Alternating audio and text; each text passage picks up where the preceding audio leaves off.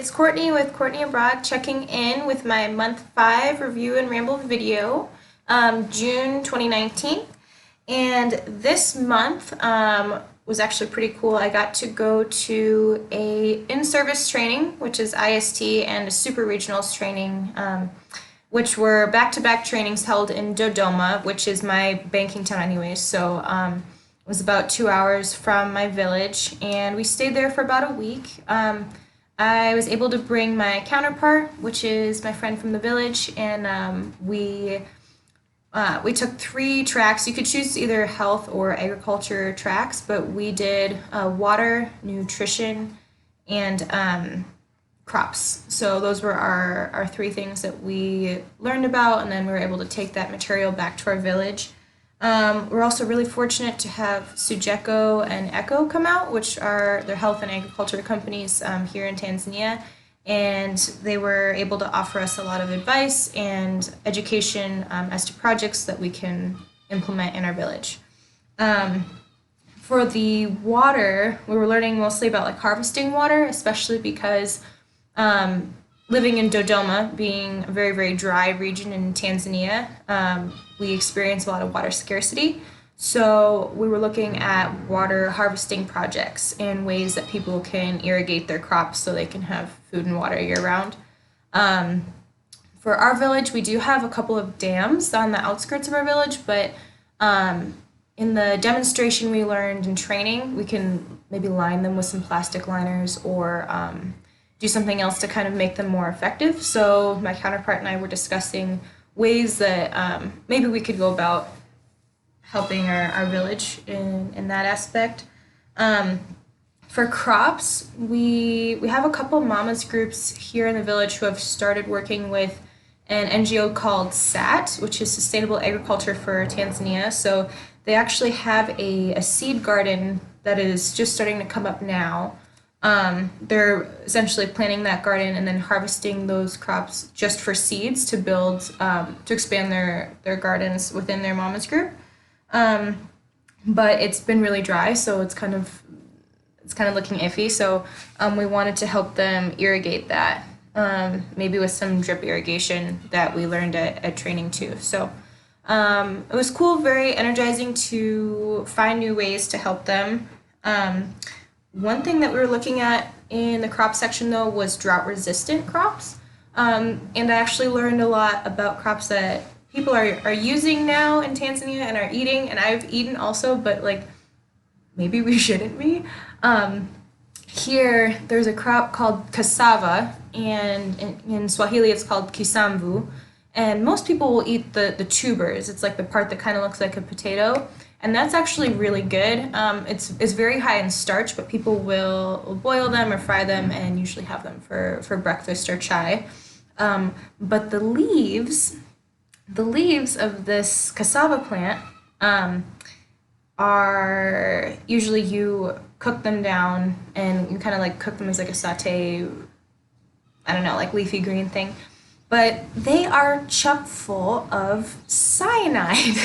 And if you eat them raw, they will kill you. So also this plant called chaya is very similar and also has cyanide in its leaves. And my counterpart had shared with me that some kids had actually, they had passed away in our village because they were hungry. So they stole the leaves from the cassava plant, ate them, and then unfortunately passed away due to cyanide poisoning. And in the demonstration we were learning about, there's a specific way that you can prep these leaves where you don't get poisoned. I mean, like I've eaten them and I don't have cyanide poisoning, but you have to put them to the sun, like to dry, and then you have to boil them uncovered. If you cook them covered and then open the lid, there's a lot of cyanide fumes for like 45 minutes. And so they were telling us how to cook it, but they're like, make sure that it's a good crop to have because they're full of iron and vitamin C and all these things. But make sure that you cook out the cyanide. And I don't know, I'm not really a chemist by nature. I did okay in high school chem, pretty much like squeaked by in college gen chem. But in my personal opinion, any cooking process that denaturizes and eliminates cyanide molecules, I really don't think your vitamin C molecules really stand a chance. So I'm just gonna go ahead and pick a different vegetable, was what I kind of gained from that experience. But after training, after we got back from training, the next week was my counterpart's son's birthday. He just turned 6, and he is such a cutie patootie. I was actually able to go to her house. She has a house in the city, and help cook and have fun with them for their birthday. She made a ton of different food. She cooked from like 9 a.m. until 4 p.m. and made rice and potatoes, and we made like a little heart-shaped cake for him, and he was the best. He's my favorite little squeak. He's very cute. So happy birthday to him. Also on the way back, so she has a car, and we were driving back from the city to our village, and we had a flat tire, and this was a very specific like cultural learning moment for me, because in America, if someone has a flat tire on the side of the road, like you kind of feel bad for them, but you don't necessarily stop. Like some people have like AAA and stuff like that, but like me myself as an individual woman driving on the side of the road, like I don't normally stop when I see people with car trouble. Like maybe I'll call somebody, but yeah, we were stopped maybe 20 minutes. Like every single car that drove by stopped. Like we tried to wave them down, and every single vehicle that we waved down stopped. And we were back on the road. Someone came, went to their village, came back with tools, and we were on the road again in less than 30 minutes. So here in Tanzania, people really do depend on each other, and the expanse of that community culture, that community infrastructure, from what I've seen, it really is nationwide, which is cool. Like, I don't know if people would do that in the States, but what else? Sorry, I have my list again here. I never leave home without it. Oh, so I said in my former videos, I was getting up at 6 in the morning to go work out with the secondary school teachers. So here I have a shoe and a pen as my demonstration. So if this screen, okay, is my village, my house is literally like the second to last house in the village, and the secondary school, there we go, is the farthest building on the other side of the village. So we're literally the two opposing buildings, and it takes me about 45 minutes to walk there in the morning, which hasn't been an issue until now, because the kids killed a hyena maybe 600 yards, 700 yards from the soccer field where we were working out.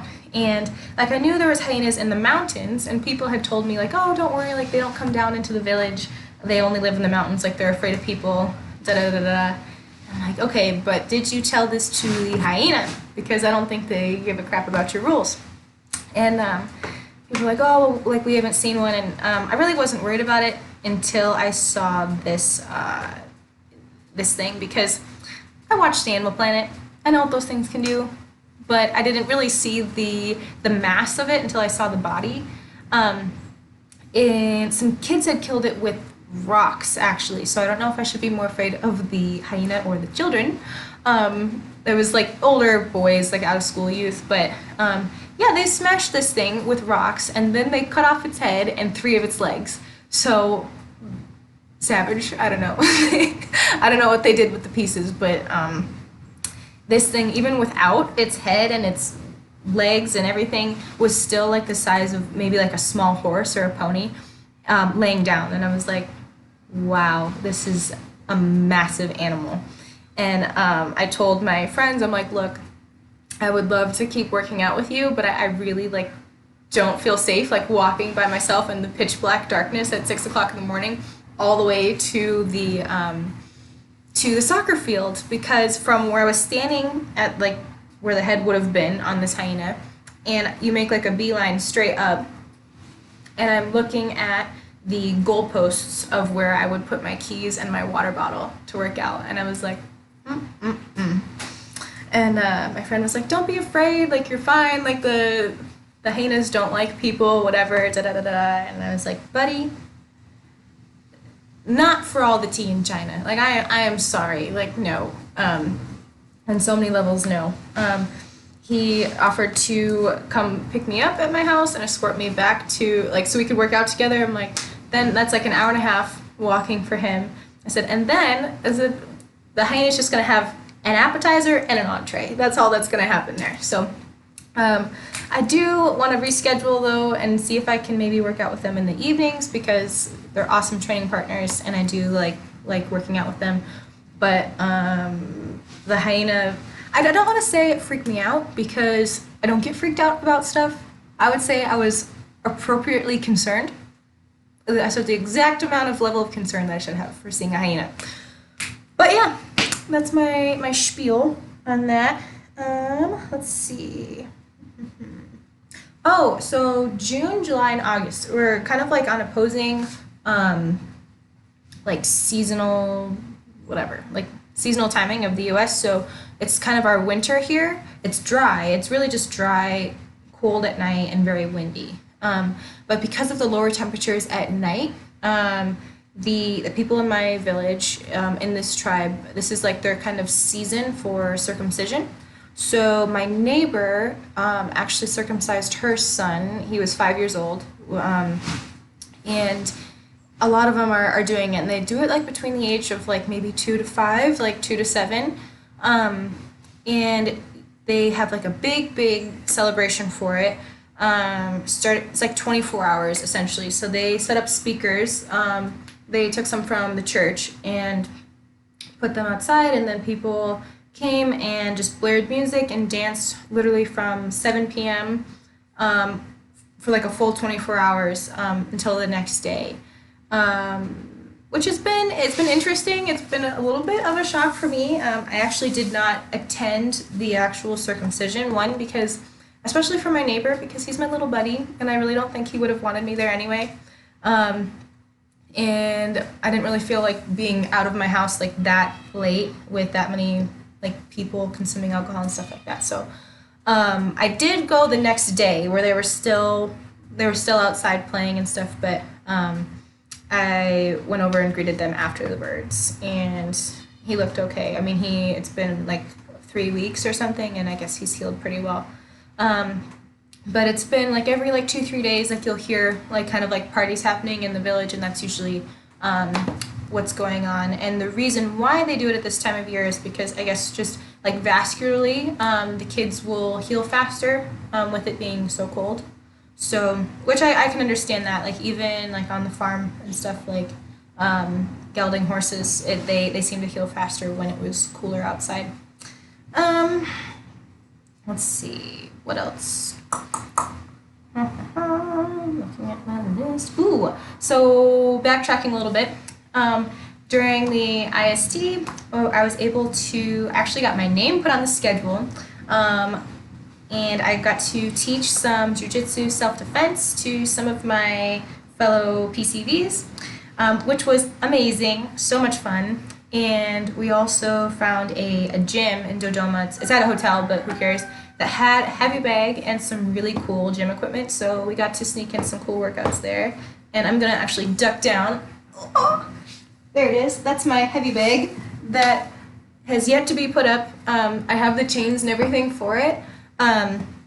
But my village is going to come and fix my window first. So I'm going to wait until that's done, because otherwise it's just going to be in the way.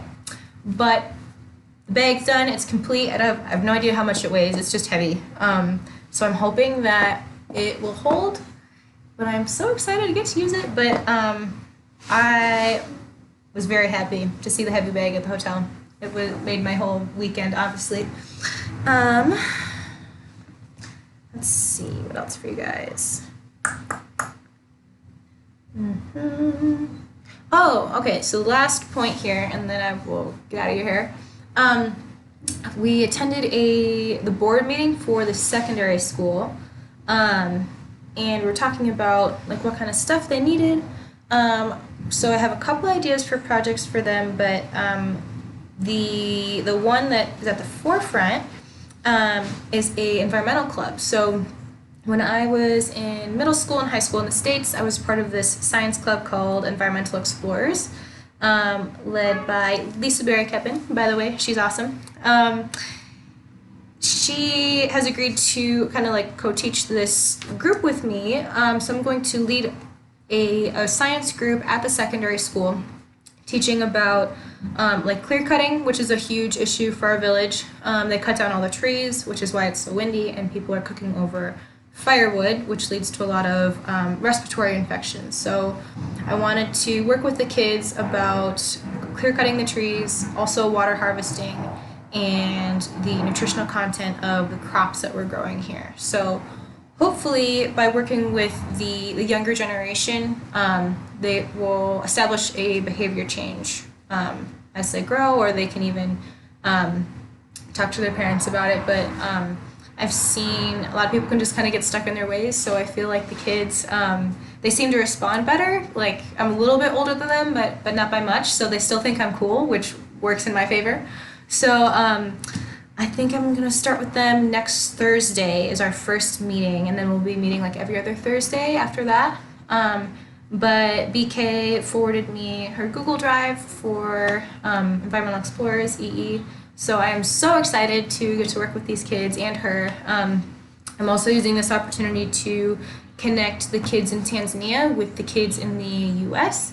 So hopefully we can find a way to either exchange videos or Skype or something, and we can facilitate that cultural exchange as well. So stoked for that.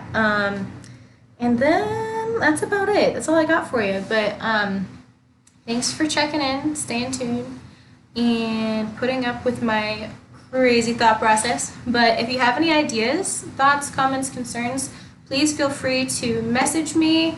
I actually get a lot of cool ideas from family and friends who watch these videos, and they'll say, Courtney, what about this? What about that? So yeah, always glad to have your guys' input, but stay safe and see you guys soon.